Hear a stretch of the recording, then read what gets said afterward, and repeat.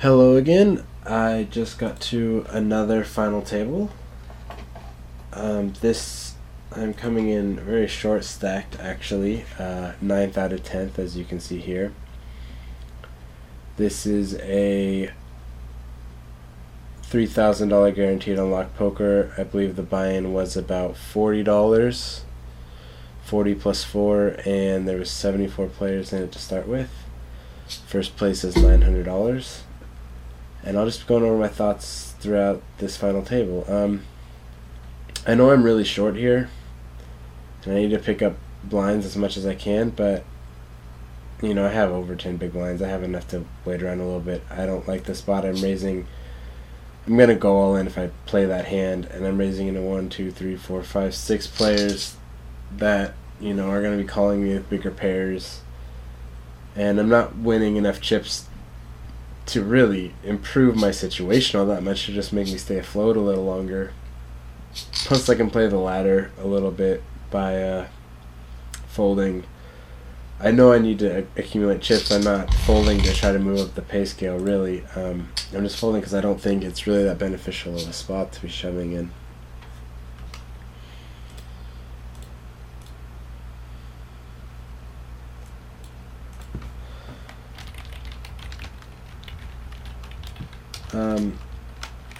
My journey to this final table has been kind of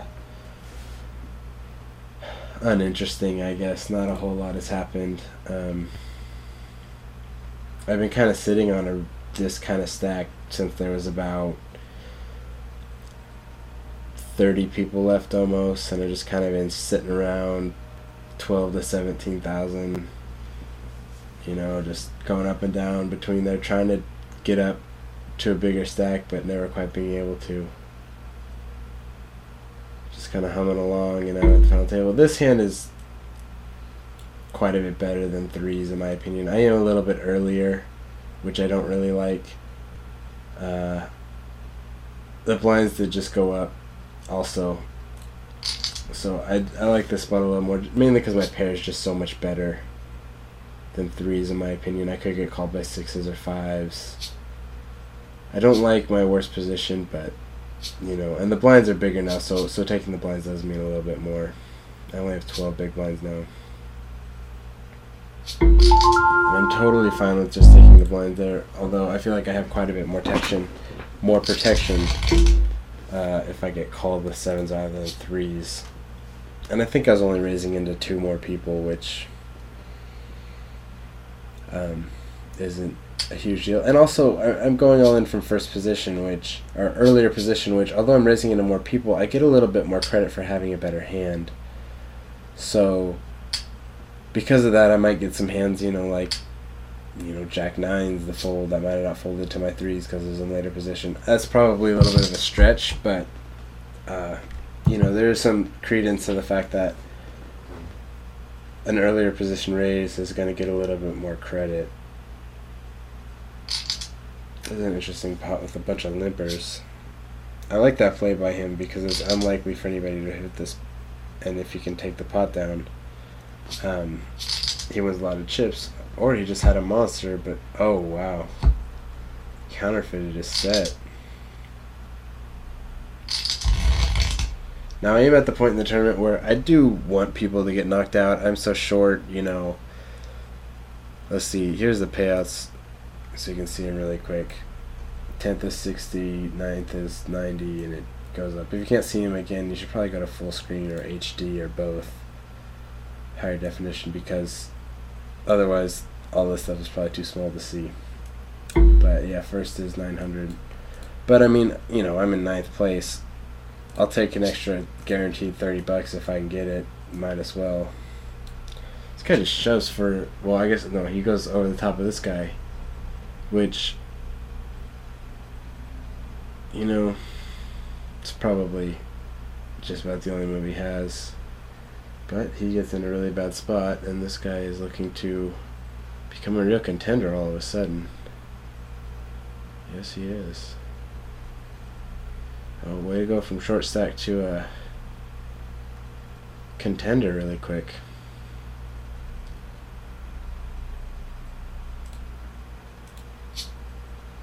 This guy just shoves again. Doesn't really seem like a steam to me. I don't know why I'd be steaming, but maybe he is. I tend to feel like when people shove and stuff after a big beat or something, rarely is a tilt play. Maybe sometimes, but I've never really experienced that.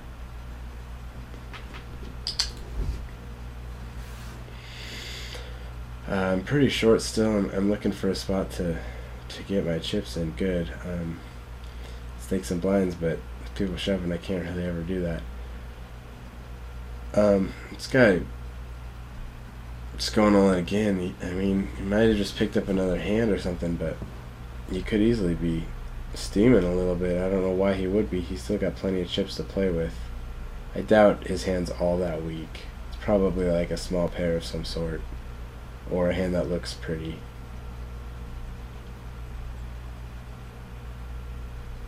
Well, there's a pretty hand right there. He's king. Ooh, got the club draw. And he hits it.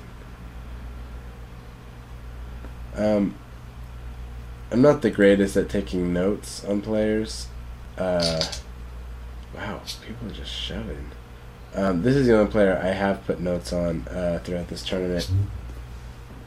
And I just noticed he was really weak. I don't know if you can see my stats here at all. They've been having trouble picking up on the video recorders I use, but he's folded to 3-bets, 5 out of 6 times now, just because he called that last one with ace king, and I saw a pot where he just folded top pair on the flop, and he just seemed like a pretty weak player, not aggressive, not strong. He's not, he's looking to fold rather than looking to be aggressive and take down the pot for the most part. That's my interpretation of him so far. There's been a lot of action at this final table so far. I'm glad I've, for the most part, stayed out of it, because I haven't had much of any of a hand. And short stacks keep doubling up if this kings can hold up. Diamond, though. Nope. I'm still at 10, and I got 7s again, so definitely going to have to push here. I really hate that, but it pretty much kills my fold equity, but I feel like I'm still ahead of his range and I need to raise. I could still get him to fold, I kind of doubt it, but I feel like I'm ahead of his range. And if not, I'm probably in a coin flip to try to double up, which I did have some fold equity apparently, which is great. That's exactly what I wanted. I just didn't think there was much a chance of him folding. But I do need a spot. I do need to double up at some point. That wasn't a horrible spot. I didn't really give him a ton of credit for his hand, and the only spots I'm really gonna have fold equity against, other than opening the pot, is if someone like limps or does some sort of minimum or very, very small raise. Now I have a little bit more chips to re-raise people with, which is always nice.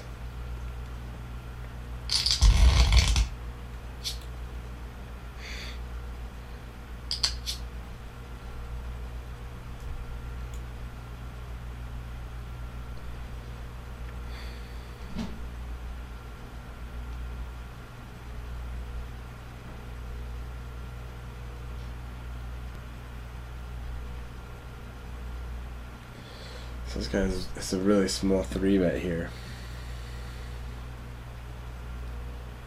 And this guy's raising the minimum from really early position. I don't think this means a whole lot. This could be a lot of different things. This looks like a pretty strong hand, that small 3-bet from middle position. I mean, this could be a big pair.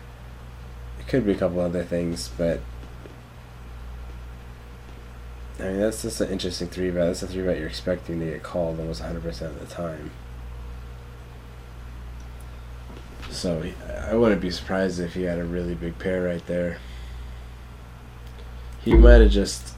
I tend to do this with players and not give them enough credit for really thinking about their plays, and it makes me not analyze what they're doing. But, he could have just, made a small raise because, like, I have ace-queen, I should raise with it. I kind of doubt that's what he was doing, but a lot of times I tend not to give my opponents credit enough to be thinking about their plays. This time he gets shoved on by a short stack after a min raise. Similar to what I did with the 7s, these guys a little bit more. People are looking to fold to those 3 bets a little bit. I don't have much room to make all that many creative plays. I'm gonna have to just hope I can get a spot to double up in and make my moves then, I think, a little bit more.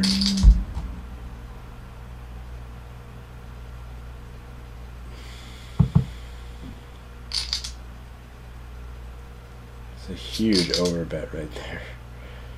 I don't really know what that meant. Well, I'm on break right now, so I'm going to pause this and I will come back after the break and we'll continue this video.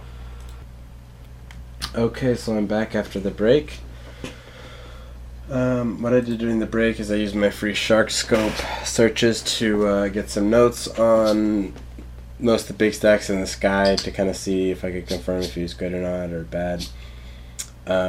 They were all winning players, but they were all very, very new players. A couple of them might have just won one big tournament, and so they were winning players or had a lucky run. It was very inconclusive evidence, but it didn't look like any of them were huge fish. And if they're at this final table too, you know, and winning players with a very small sample size, they're probably decent players. But they all had pretty much between 20 and 40 tournaments total. And again, I didn't check all these short stacks. Here's a spot where, yeah, I'm going to go all in. This guy has shown he can fold to this kind of raise. I could be crushing his range. You know, I got to go all in. You know, against a random hand of the big blind, I got to go for it. And this isn't a bad hand to get it all in with necessarily. I did not want 2 calls. Well, I'm probably behind. One of them's probably got an ace.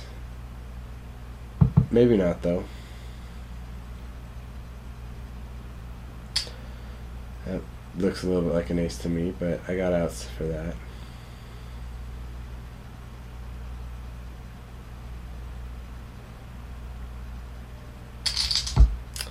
Definitely looks like an ace. A club is also not what I want because I don't have a club in my hand.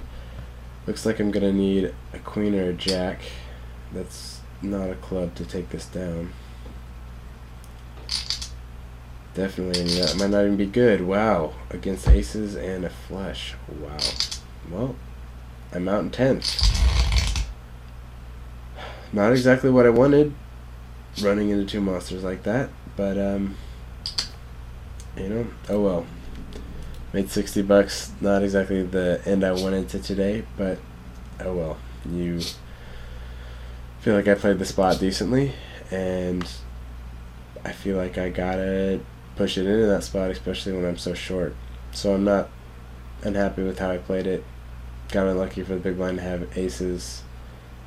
You know, ace jack was, I thought, kind of the top of his range there, but you know, oh well. I'll catch you guys next time. Bye-bye.